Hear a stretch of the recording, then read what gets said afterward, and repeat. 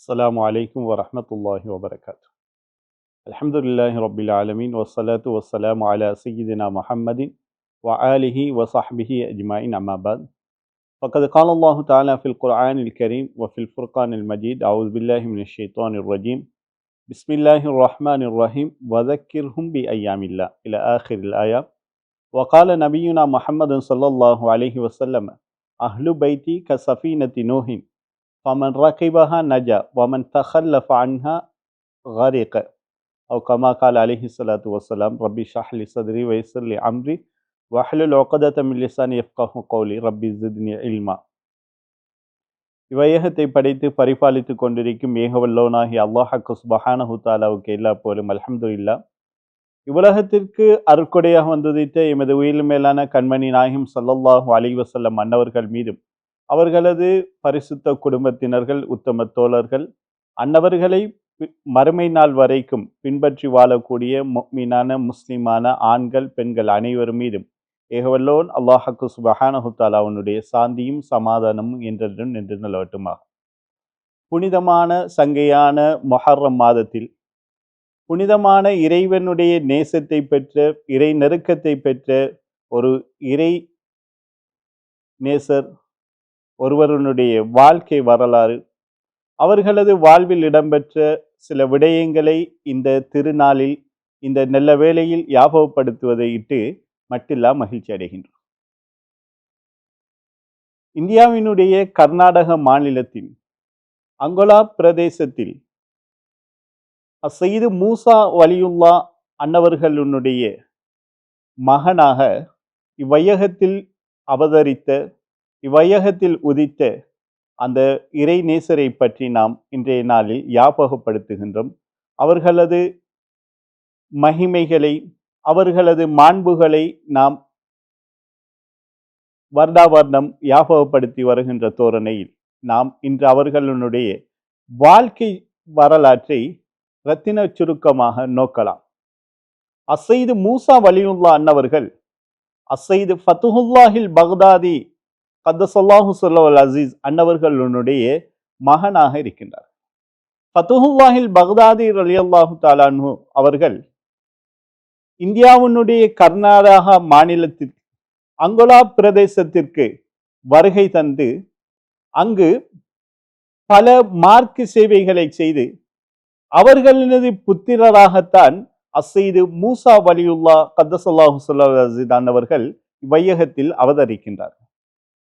இவர்கள் சிறு வயதிலிருந்தே தனது தந்தையினுடைய வளர்ப்பின் பிரகாரம் மார்க்கப்பட்டுள்ளவர்களாக சிறுவயதில் சிறுவர்கள் கேளிக்கையான வீணான விடயங்களில் காலங்களை நேரங்களை கழிப்பது வழக்கம் என்றாலும் தந்தையினுடைய வளர்ப்பினுடைய பிரதிபலிப்பு அசைது மூசா வலியுல்லா அவர்கள் இவ்வாறான தனது வாழ்க்கையில் சிறு பிராயத்திலிருந்தே உலக இன்பங்களில் மூழ்குவதன் மூலம் உலக இன்பங்களில் தனது நேரங்களை காலங்களை செலவழிப்பதன் மூலம் அது மறுமையில் எமக்கு அல்லாஹ்விடத்தில் கிடைக்க இருக்கக்கூடிய சுவண்டிகளை குறைக்கக்கூடியதாக இருக்கும் என்று உணர்ந்து மார்க்கப்பட்டுள்ள தனது நேரங்களை சிறுவர்கள் விளையாட்டில் கழித்தாலும் இவர்கள் அல் குர்ஆனை ஓதுவது திக்ர்கள் செய்வது இவ்வாறான நல்ல காரியங்களை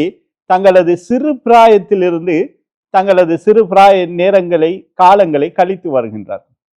இவ்வாறு வாழ்ந்து வந்த அசைது மூசா வலியுல்லா அன்னவர்கள் அசையிதா ஹலீமா நாயகி அன்னவர்களை திருமணம் முடிக்கின்றார். திருமணம் முடித்து இருவரும் சந்தோஷமாக பல காலங்கள் வாழ்ந்து வருகின்றார்கள். என்றாலும் இவர்களுக்கு ஒரு கவலை, தமக்கு குழந்தை பாக்கியம் இல்லை என்கின்ற கவலை இருவரையும் மேலோங்க செய்கின்றது.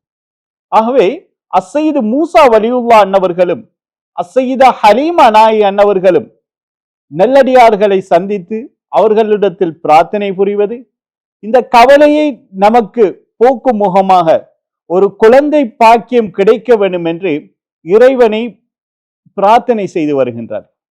அத்தோரணையில் அசைது மூசா வலியுல்லா கத்தசல்லாஹு ஸல்லல் அசீஸ் அன்னவர்கள் புனிதமான மக்கா மதீனா ஷரீஃபை சென்று மக்காவிலே ஹஜ்ஜினுடைய கடமையை நிறைவேற்றிவிட்டு பெருமானார் ஸல்லல்லாஹு அலைஹி வஸல்லம் மன்னவர்களை தரிசிப்பதற்காக புனித மதீனா நகர் சென்று அங்கும் தங்களுக்கு பிள்ளை பாக்கியம் கிடைக்க வேண்டும் என்று பிரார்த்தனை புரிந்துவிட்டு தங்களது ஊருக்கு புறப்படுவதற்காக மதீனா நகரில் இருந்து வெளியாகி வருகின்றார்கள். அப்பொழுது சையதுனா ஹலிர் அலைஹிஸ்ஸலாம் அன்னவர்களை அஸ்ஸைது மூசா வலியுல்லா அன்னவர்கள் சந்திக்கின்றார்கள். அவர்களை பார்த்தவுடன் அவர்களுடைய உள்ளத்தில் இல்ஹாமியத்தின் மூலம் போடப்பட்டு விட்டது, இவர்கள் அஸ்ஸைது ஹிலிர் அலைஹிஸ்ஸலாம் அன்னவர்கள் என்று இவர்களுடைய உள்ளத்தில் போடப்பட்ட சந்தர்ப்பத்தில் அந்த ஹிலிர் அலைஹிஸ்ஸலாம் அன்னவர்களை சந்தித்து அஸ்ஸைது மூசா வலியுல்லா அன்னவர்கள் அவர்களது கரங்களை முத்தமிட்டு விட்டு தங்களது கவலையை குறிப்பிடுகின்றார்கள். இவ்வாறுதான் எங்களுக்கு பிள்ளை பாக்கியம் இல்லாமல் இருக்கின்றது, எங்களுக்காக பிரார்த்தனை செய்யும்படி ஹிலிர் அலைஹிஸ்ஸலாம் அன்னவர்களிடத்தில் அஸ்ஸைது மூசா வலியுல்லா அன்னவர்கள் கேட்கின்றார். அப்பொழுது ஹிலிர் அலைஹிஸ்ஸலாம் அன்னவர்கள் தங்களது சட்ட பையில் இருந்து 2 பேரித்தம்பழங்களை எடுத்து அஸ்ஸைது மூசா வலியுல்லா கத்தஸல்லாஹு ஸல்லல்லாஹு அன்னவர்களிடத்தில் கொடுத்து, நீங்கள் இந்த பழங்களில் ஒன்றை சாப்பிடுங்கள், மற்றும் ஒன்றை உங்களது மனைவியார் அஸ்ஸைதா ஹலீமா நாயகிய கத்தஸல்லாஹு ஸல்லல்லாஹு அன்னவர்களிடத்தில் நீங்கள் வழங்குங்கள், அவர்களையும் அதை உண்ணச் செல்லுங்கள் என்று கூறிவிட்டு, நீங்கள் உங்களுக்கு ஆண் பிள்ளை பிறக்கும், அவ்வாறு ஆண் பிள்ளை பிறக்கக்கூடிய சந்தர்ப்பத்தில் அவருக்கு அஸ்ஸைது முஹம்மது காசிம் என்கின்ற பெயரை வைக்கும்படி சையதுனா ஹிலிர் அலைஹிஸ்ஸலாம் அன்னவர்கள் சொல்லி அனுப்புகின்றார்கள். அஸ்ஸைது மூசா வலியுல்லா அவர்களும் தங்களது புனித பயணத்தை முடித்துவிட்டு தங்களது ஊருக்கு வருகின்றார்கள். வந்து தனது மனைவியிடத்தில் இவ்வாறுதான் நடந்த சம்பவத்தை எடுத்து எம்புகின்றார்கள். எடுத்து எம்பி கொஞ்சம் காலம் செல்கின்றது. ஹலீமா நாயகி அன்னவர்கள் கருவுறுகின்றார்கள், ஆண் பிள்ளை பிறக்குகின்றது. எவ்வாறு ஹிலிர் அலைஹிஸ்ஸலாம் அவர்கள் வசியத்தாக சொன்னார்களோ அதே போன்று அஸ்ஸைது முஹம்மது காசிம் வலியுல்லா அவர்கள் பிறக்கின்றார்கள். அவர்களுக்கு அவர்கள் சூட்டிய பேரையே அஸ்ஸைது மூசா வலியுல்லா அவர்கள் வைக்கின்றார்கள். இவ்வாறு மிச்சங்காலத்துக்கு பிறகு கிடைத்த குழந்தைதான் நாம் இன்று ஞாபகப்படுத்தி கொண்டிருக்கக்கூடிய பல அற்புதங்களுக்கு பல கராமாத்துகளுக்கு சொந்தமான அஸ்ஸைது காசிம் வலியுல்லா கத்தஸல்லாஹு ஸல்லல்லாஹு அன்னவர்கள் இருக்கின்றார். இவர்களை பற்றி ஒரு சிறிய அறிமுகத்தை சொல்லிவிட்டு அவர்களுடைய வாழ்க்கை வரலாறுக்கு செல்லும். அஸ்ஸைது காசிம் வலியுல்லா அன்னவர்கள் நாம் போற்றி புகழக்கூடிய எம்மை தரீகத்துல் காதிரியா வர்ரிஃபாஇய்யா போன்ற ஆத்மீக பாதையில் வழி நடத்திய எமது குருநாதர் அஸ்ஸைது அப்துல் ரஷீத் தங்கள் வாப்பா கத்தஸல்லாஹு ஸல்லல்லாஹு அன்னவர்களது அன்னவர்கள் முஹம்மது காசிம் வலியுல்லா அன்னவர்களுடைய 6வது பரம்பரையாக இருக்கின்றார்கள். முஹம்மது காசிம் வலியுல்லா அன்னவர்கள் குத்துபு நாயகத்தினுடைய 13 அல்லது 14வது பரம்பரை.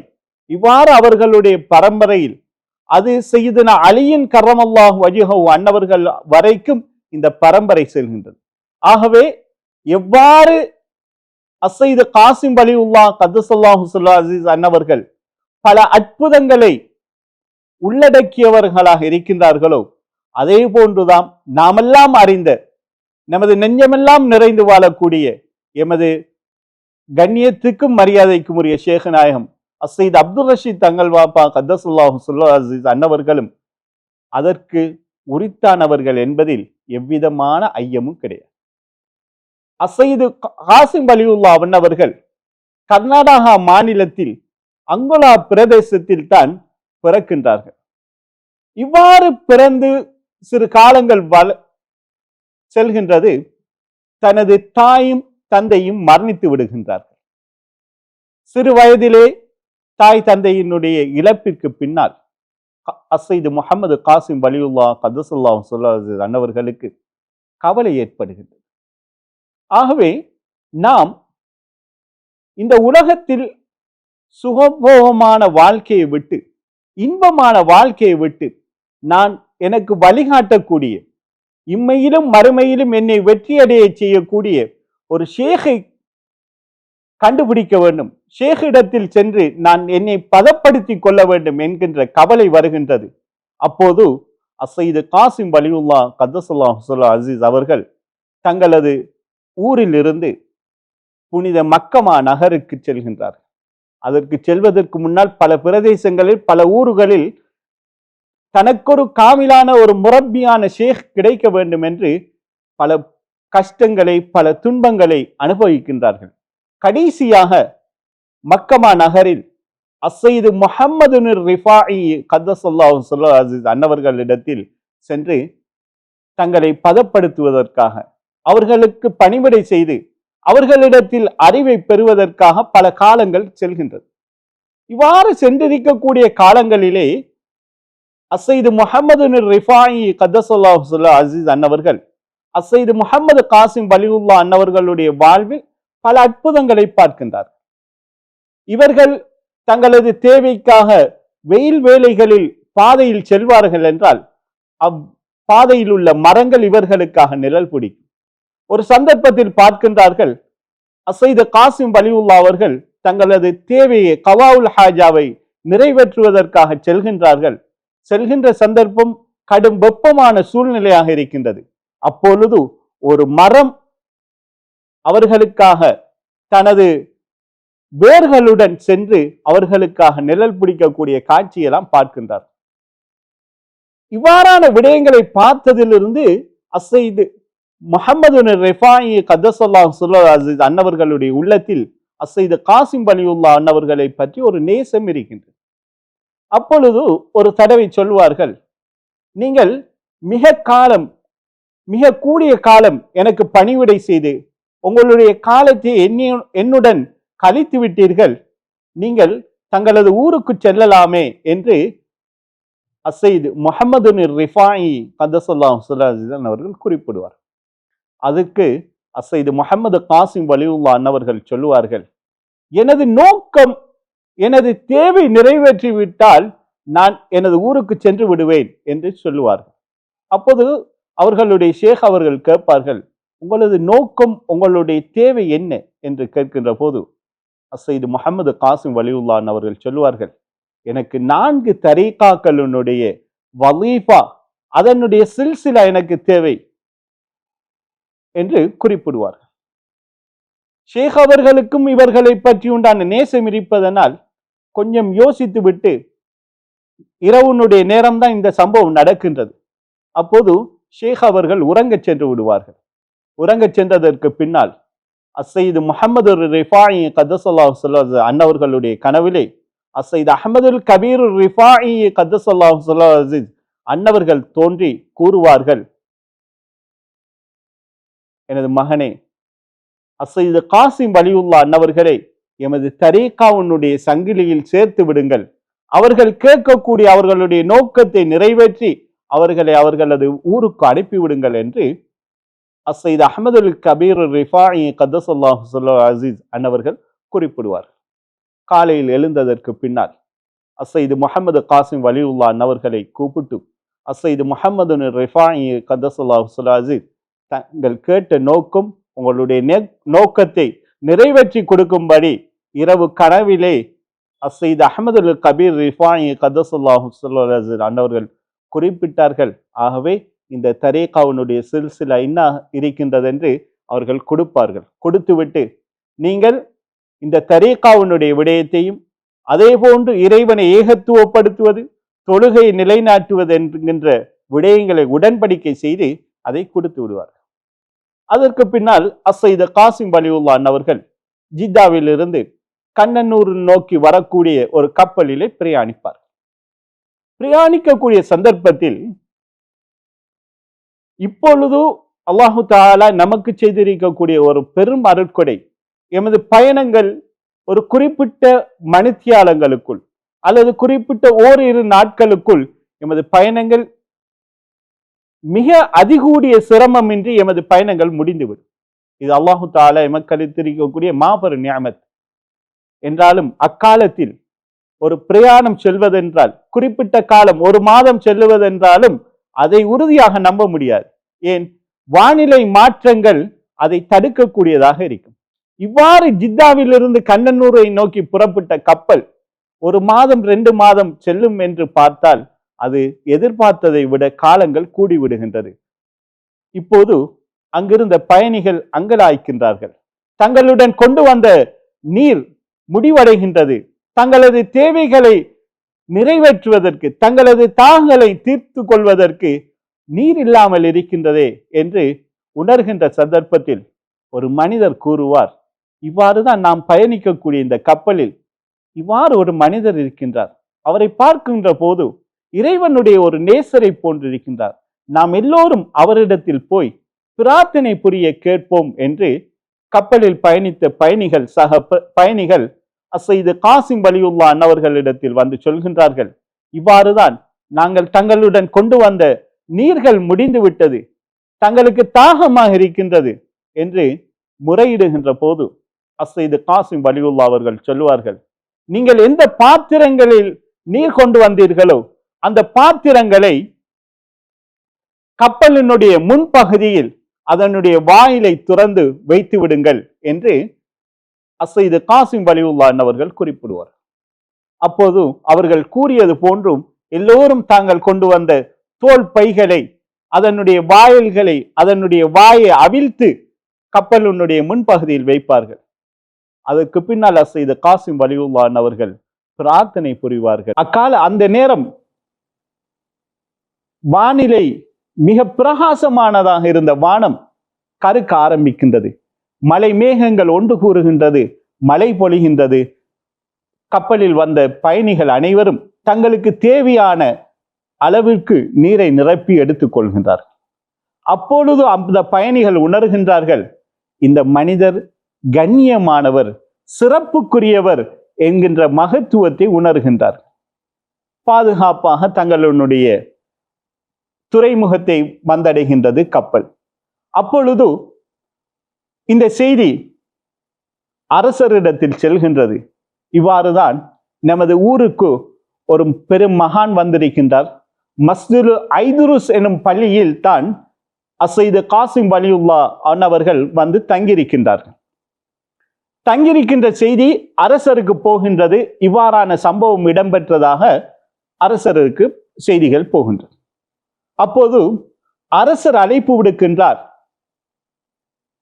இவ்வாறு மக்கள் உங்களை பற்றி சொல்கின்றார்கள், ஆகவே கண்ணியமானவரே, நீங்கள் எங்களது மாளிகையில் வந்து தங்குங்கள், அங்கு குடியிருங்கள் என்று அரசர் கோரிக்கை வைக்கின்றார்.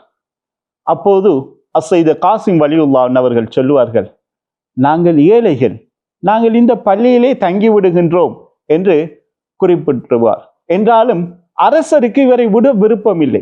அரசர் சொல்லுவார், நீங்கள் பரவாயில்லை, எங்களுடைய மாளிகையில் வந்து தங்குங்கள் என்று.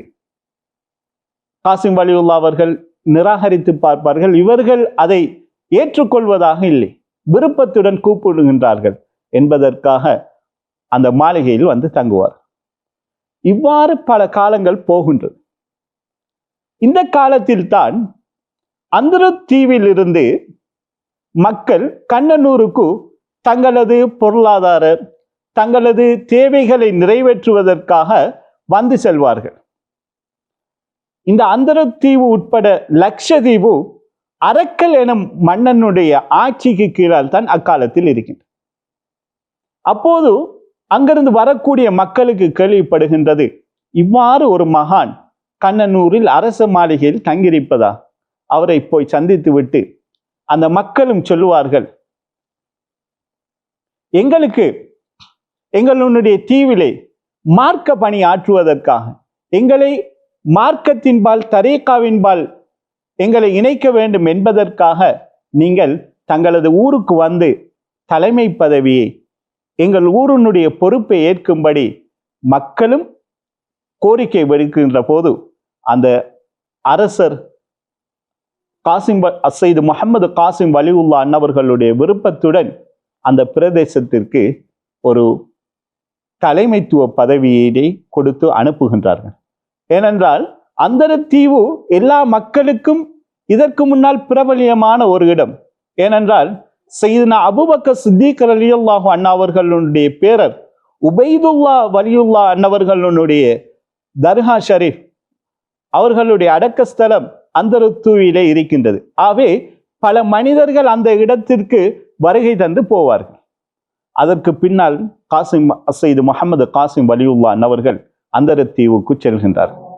இவ்வாறு சென்று அங்குள்ள மக்களையும் பல மார்க்க ரீதியான சேவைகள் செய்துவிட்டு சையது முஹம்மது காசிம் வலியுல்லா அன்னவர்கள் லட்சத்தீவுக்குட்பட்ட கவரத்தீவு, கில்டன் தீவு, இது போன்ற பல தீவுகளுக்கு செல்வார்கள். அவர்களுடைய ஒரு முரீதினுடைய ஒரு அற்புதத்தை சொல்லலாம் என்று நினைக்கிறேன். அவர்களுடைய ஒரு முரீத் அஹ்மதுனுல் முக்குரி என்கின்ற முரீத். இவர்கள் சையது முஹம்மது காசிம் வலியுல்லா என்றால் தனது உயிர், தனது குடும்பம், தனது பிள்ளைகள் எல்லாம் சையது முஹம்மது காசிம் வலியுல்லா அன்னவர்களுக்கு பிறகுதான். அவ்வளவு நேசம். ஒரு சந்தர்ப்பத்தில் சையது முஹம்மது காசிம் வலியுல்லா அன்னவர்கள் தங்களது ஹலீஃபாக்கள், தங்களுடைய முரீதீன்களுடன் நடந்து வருகின்றார். அதை அவர்களுடைய முரீதான அஹ்மதுல் முக்குரி என்பவங்க தென்னை மரத்தில் தேங்காய் பறித்து கொண்டிருக்கின்றார்கள். பார்க்கின்றார்கள், தனது ஷேக் வருகின்றார். உடனே தென்னை மரத்திலிருந்து பாய்ந்து விட்டார். மிக உயரமான இடத்திலிருந்து பாய்ந்தால் காயம் ஏதாவது ஏற்படும். அவர்களுக்கு எந்த ஒன்றும் ஏற்படவில்லை. பாய்ந்தவர் தனது ஷேக்கிடத்தில் தனது ஷேகனுடைய கரத்தை முத்தமிட்டு விட்டு திரும்பி எவ்வாறு மரத்தில் ஏறினா அது போன்று ஏறுகின்றார்கள். பார்த்திருந்தவர்களுக்கு ஆச்சரியம். தென்னை மரத்திலிருந்து விழுந்தவர் ஒரு இதையும் யோசிக்காமல் தனது ஷேகை கண்டவுடன் தனது ஷேகை பார்க்க வேண்டும் என்கின்ற அவா, தனக்கு உடல் சேதம், உயிர் சேதம் எதையும் யோசிக்கவில்லை. தனது ஷேகுக்கு முன்னால் எல்லாம் துச்சமானது என்று மதித்து இவ்வாறு நடந்து கொள்ளும். இதை சூழ உள்ளவர்கள் சொல்வார்கள்.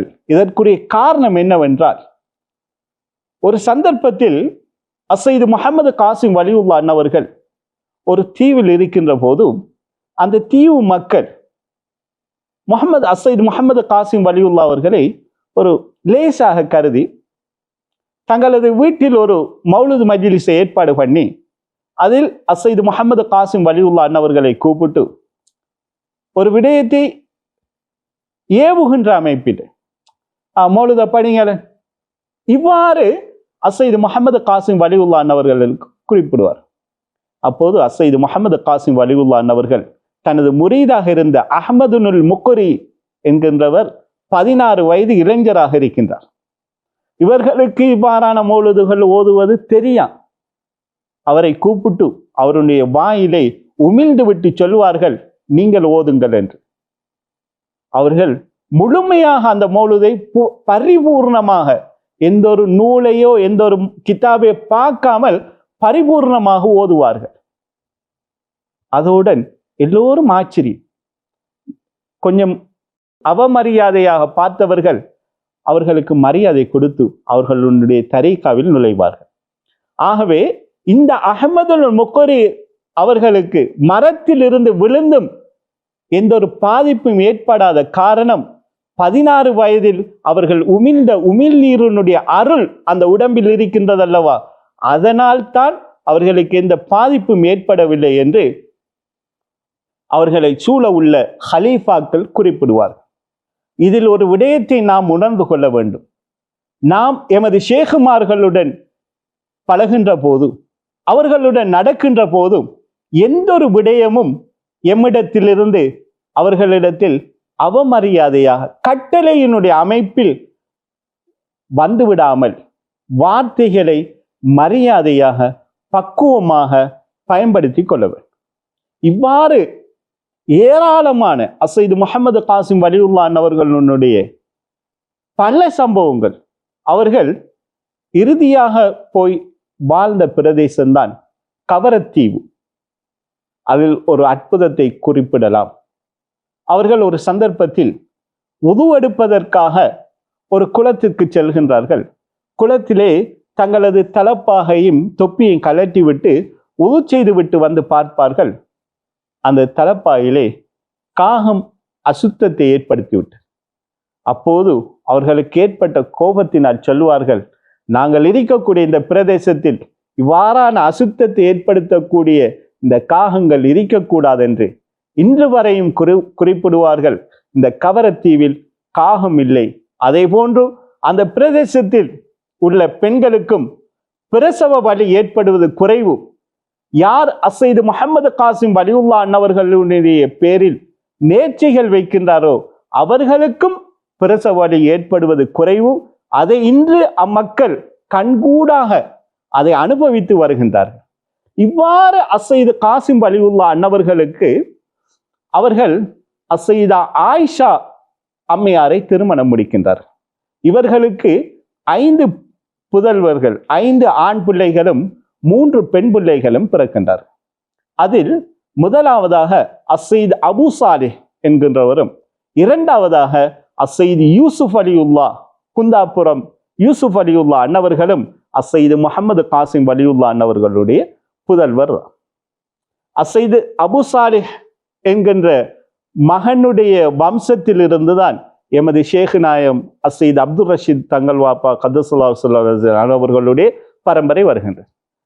அசைது யூசுப் அலியுல்லா அன்னவர்கள் பிறக்கக்கூடிய சந்தர்ப்பத்திலும் பல அற்புதங்கள் இடம்பெற்றிருக்கின்றது. இதை சுருக்கமாக சொல்லி முடிக்கின்றேன். யூசுப் அலியுல்லா அன்னவர்கள் கருவிலே பிறப்பதற்கு கொஞ்ச காலம்தான் இருக்கின்றது. அப்போது அசைது முஹம்மது காசிம் வலியுல்லா அன்னவர்கள் கண்ணனூருக்கு ஒரு தேவைக்காக போக வேண்டும்.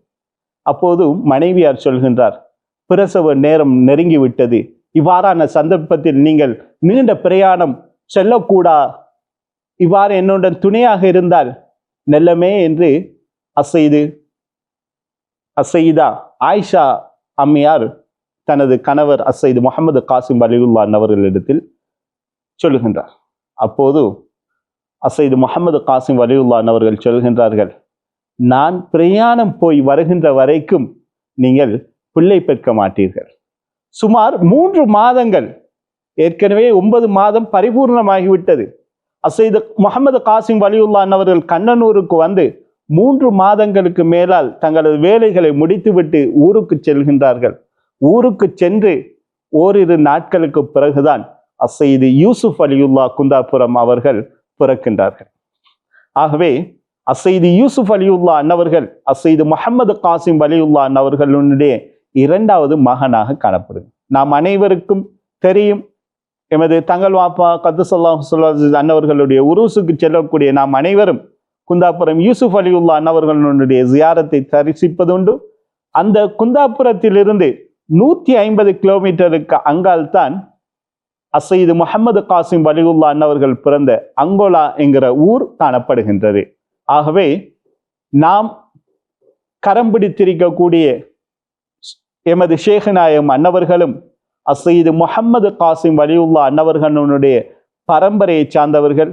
அவர்களுடைய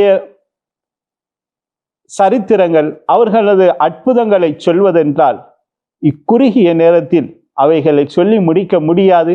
என்றாலும் அசைது முஹம்மது காசிம் வலியுல்லா அன்னவர்களுடைய நினைவு தினமான இந்த முஹர்ரம் மாதத்தினுடைய 12வது தினத்தில் அவர்களை பற்றி சில விடயங்களை ஞாபகப்படுத்தி இவ்வாறான மேன்மக்களான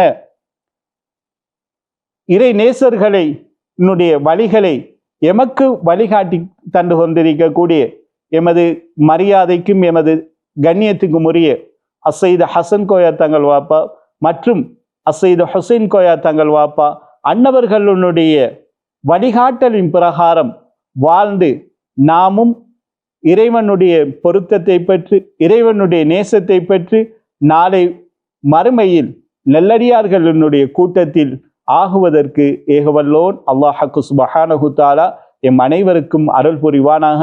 வ ஆகிரு தஅவானா அனில் ஹம்துலில்லாஹி ரப்பில் ஆலமீன். வஸ்ஸலாமு அலைக்கும் வரஹ்மத்துல்லாஹி வபரகாத்துஹு.